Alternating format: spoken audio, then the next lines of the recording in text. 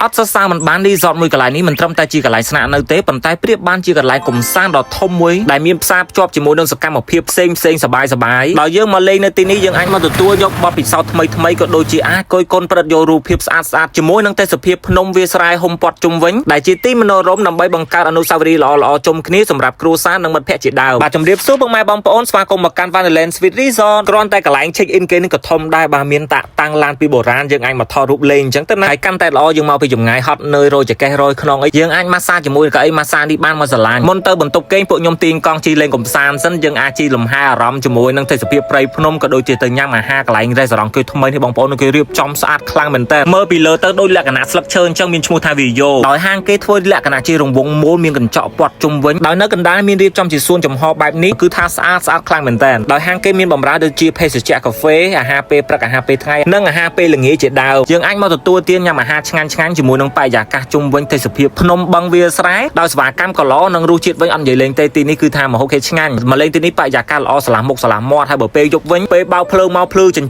ចាសសរសើរទឹកដៃពីការរៀបចំពីកន្លែងលេងកំសាន្តពីកន្លែងមួយទៅកន្លែងមួយគឺថាលម្អិតលម្អន់ស្អាតរបស់គេមែនអាចនិយាយបានថាគឺស្តង់ដារ ISO តែម្ដងនិយាយទៅមកលេងកន្លែងនេះបងប្អូនមិនបារម្ភរឿងម្ហូបអាហារទេគឺថាមានម្ហូបកំងភេសជ្ជៈអីផ្សេងជាច្រើនមុខគេមានទាំងម៉ាតទៀតបាទម៉ាតគេបិទដល់ម៉ោង 10 យប់ហើយបើថាមុខម្ហូបមួយជាពិសេសគ្រឿងសមុទ្រវិញគឺថាស្រស់ល្អមែនតើណាមួយទីតាំងគឺនៅចិត្តនឹងក្រុងពិសេសនោះដែរបាទនៅនឹងខាងព្រៃនប់យើងនេះឯងហើយកន្លែងមួយនេះដូចជាកន្លែងសួនកំសាន្តមួយអញ្ចឹងគេមានដាក់តាំងរូបសំណាកធំតុក្កតាអីជាដើមអញ្ចឹងទៅដោយកន្លែងគេងលក្ខណៈជាវិឡាដាច់មានមួយបន្ទប់គេងនិងពីរបន្ទប់គេងពីមួយកន្លែងទៅមួយកន្លែងគឺអត់ចោលទេមានសួនច្បារដាំឈើតូចធំជាប់រហូតសម្រាប់កង់គូនេះវិញគឺតំណងមែនតើលក្ខណៈជាគ្រួសារយើងអាចជិះបាន3នាក់បាទក្មេងតូចម្នាក់នៅកណ្ដាលអីចឹងទៅខ្ញុំឆ្លាញ់ត្រង់ថានៅមុខបន្ទប់យើងនីមួយហ្នឹងគឺគេរៀបចំជាសួនឡើងបេតុងស្រស់យើងអាចមកថតរូបលេងអញ្ចឹងណាហើយគេក៏មានចំណតឡានធំមួយផងដែរអញ្ចឹងមកលេងកន្លែងនេះគឺថាអត់ខ្វះទេប្លង់ថតរូបពីក្រៅដល់ក្នុងបងប្អូនថតមកស្រឡាញ់បន្ទប់វិញគឺទំនើបគេប្រើជា key cam អញ្ចឹងទៅដោយបន្ទប់នេះគេហៅថាជា Fendi Family Suite ដែលមាន2បន្ទប់គេងនិងបន្ទប់ទទួលភ្ញៀវមួយដោយមានរបស់ប្រើប្រាស់និងកូនទូទឹកកកបែបនេះបើកលេចមើលបន្ទប់គេងវិញគឺថាធំទូលាយស្អាតមែនតើមានការរៀបចំមានសាឡុងអង្គុយអញ្ចឹងទៅមានទូកៅអៅមានទូសុវត្ថិភាពអាវភីសមាជញ្ជីងហើយជាមួយនឹងឆ្នាំងអ៊ុតផងដែរបើនិយាយពីបន្ទប់ទឹកវិញធំមែនតើបងប្អូនសំខាន់ស្អាតប្រណិតគឺថាយើងស្និទ្ធប្រើតែម្ដងដោយបន្ទប់ទឹកគេហ្នឹងគេមានភ្ជាប់ជាមួយទ្វារកញ្ចក់ហើយធ្វើជាកូនសួននៅខាងក្រៅបែបហ្នឹងណាបងប្អូនហើយខាងនេះបន្ទប់មួយទៀតមានទំហំធំល្មមនិយាយទៅពីបន្ទប់ហ្នឹងយើងអាចគេងបាន4ទៅ6នាក់ហើយបន្ទប់ខាងនេះគេធ្វើជាទ្វារកញ្ចក់ធំស្លាយអញ្ចឹងទៅយើងអាចចេញទៅខាងក្រៅគយគន់មើលទេសភាពភ្នំបូកគោនៅចំពីមុខយើងចេះតែម្ដងជាពិសេសពេលព្រឹកឡើងមានចុះពពកចុះអាប់នៅរដូវកាលនេះគឺថាអូស្អាតខ្លាំងណាស់ដោយបន្ទប់គេងគេមានជាអាងទឹកឯកជនតែយើងអញ្ចឹងទៅហើយយើងក៏អាចញ៉ាំអាហារពេលព្រឹកបណ្ដែតទឹកអញ្ចឹងណាដោយសារតែតម្លៃបន្ទប់ហ្នឹងគេមានជា free អាហារពេលព្រឹកដូចគ្នាអញ្ចឹងពេលព្រឹកឡើងយើងអាចញ៉ាំអាហារពេលព្រឹកបណ្ដើររួចហើយក៏អាចមុជទឹកលេងនៅកន្លែងអាងទឹកផ្ទាល់ខ្លួនរបស់យើងអញ្ចឹងគឺថាឯកជនភាពរបស់យើងនឹងពេញលេញតែម្ដងនិយាយទៅគឺថាដូចផ្ទះវិឡាតឿមួយអញ្ចឹងបងប្អូនគេមានរៀបចំជាអាងទឹកសួនណានេះយើងមើលពីខាងលើទៅធំមែនតើមួយ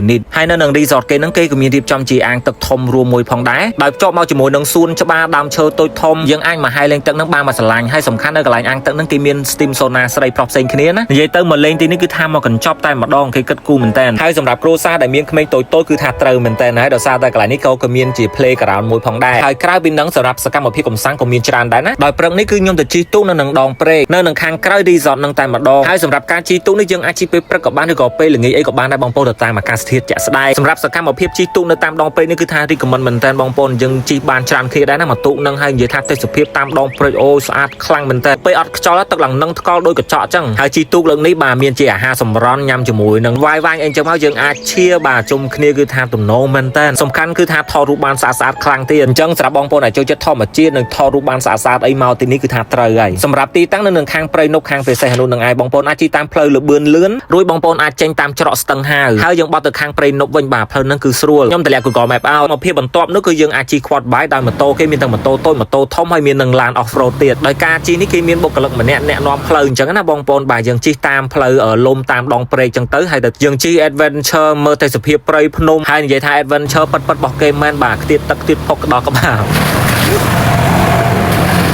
มันត្រឹមតែបានសบายទេយើងអាចមកថតរូបលេងបានជាមួយនឹងទេសភាពព្រៃព្រំវាស្រែនៅពីក្រោយបែបនេះទេបងប្អូននោះគឺថាស្អាតខ្លាំងមែនតើយើងអាចអង្គុយលើដំបូលឡានថតជុំគ្នាអីចឹងទៅហើយសកម្មភាពសบายមួយទៀតនោះយើងអាចជិះម៉ូតូទឹកឬក៏កាយយ៉ាក់តាមដងព្រែកដោយដងព្រែកនេះមែនតើទៅចាក់ទៅខាងកពតទៅដល់ខាងសមុទ្រតែម្ដងនិយាយទៅដងព្រែកនេះគឺជាដៃសមុទ្រមួយសម្រាប់ការជិះនេះគឺគេមានគ្រូគេបង្រៀនឬក៏តាមយើងដែរប៉ុន្តែបើសិនជាពួកខ្ញុំចេះខ្ញុំធ្លាប់ជិះច្រើនដងដែរអញ្ចឹងអត់បញ្ហាទេគឺយើងអាចជិះលេងមកសบายតែម្ដងយើងអាចចាក់ក្បាច់ក្បោអីទៅតាមនឹងអញ្ចឹងណាមួយវិញទៀតណាបងប្អូននៅពេលដែលយប់ឡើងយើងអាចស្ដាប់សំឡេងសត្វយំអីអញ្ចឹងទៅហើយយើងក៏អាចធ្វើជាកម្មវិធីដូចជាខួរកំណើឬក៏ជប់លៀងអាំងសាច់ BBQ នៅនឹងមាត់ទឹកនៅបន្ទប់គេយើងចេះគេមានចក្រានអាំងសាច់បាទសម្រាប់ឲ្យយើងរៀបចំនៅនឹងបានយើងមកលក្ខណៈជាគ្រួសារឬក៏ជាជុំជាមិត្តភ័ក្តិជាក្រុមអីបាទមកលក្ខណៈធ្វើជា party ជុំគ្នាចេះគឺថាត្រូវមែនតែនសบายតែម្ដងមួយវិញទៀតយើងញ៉ាំនៅខាងក្រៅក៏បាននៅនឹងបន្ទប់ទទួលភ្ញៀវក៏បាននៅនេះដាក់ឈ្មោះ Wonderland ហ្នឹងគឺត្រូវឲ្យបាទមានសត្វកង្កោមានសត្វសេកសត្វអីច្រើនមែនតែនបងប្អូនអាចចូលទៅលេងនឹងបានហើយនៅនឹងមានសត្វសេកចម្រុះមានទាំងមកពីខាងប្រេស៊ីលខាងអាហ្វ្រិកាហើយមួយទៀតសត្វសេកពណ៌ blue នេះបាទតម្លៃគឺ